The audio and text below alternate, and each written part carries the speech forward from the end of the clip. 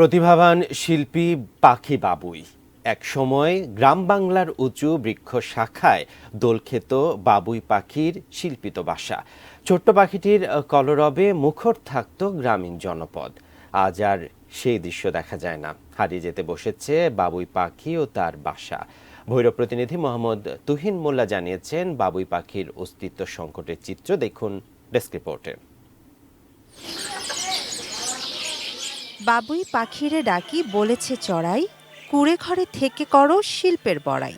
রজনীকান্ত সেনের স্বাধীনতার সুখ কবিতাটি মনে এলেই চোখে ভেসে ওঠে বাতাসের দোল খাচ্ছে বাবুই পাখির দৃষ্টিনন্দন বাসাখানি।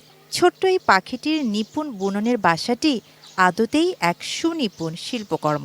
কবিতার চড়াইয়ের বিদ্রূপের জবাবে তাই তো বাবুই পাখির আত্মতৃপ্তি, নিজ হাতে গড়া মোর কাঁচা ঘর খাসা।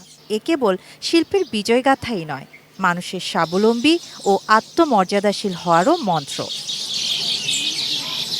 খড়ের ফালি, ধানের পাতা, ঝাউ ও কাশবনের লতাপাতা দিয়ে তাল, খেজুর, নারকেল সহ বিভিন্ন উঁচু গাছে বাসা তৈরি করে বাবুই পাখি।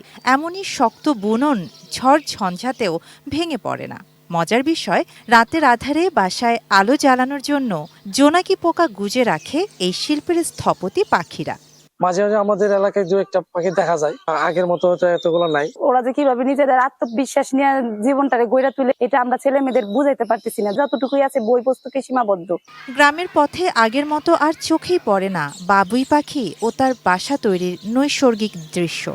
বাংলাদেশে বাবুই পাখির ৩টি প্রজাতির সবগুলোই আজ বিলুপ্তির পথে। তাল ও খেজুর গাছ কমে যাওয়া, নির্বিচারে গাছপালা ও বন উজাড়, শিকারীদের দৌরাত্ম্য, জলবায়ু পরিবর্তনের বিরূপ প্রভাবে বিলুপ্তির পথে বাবুই।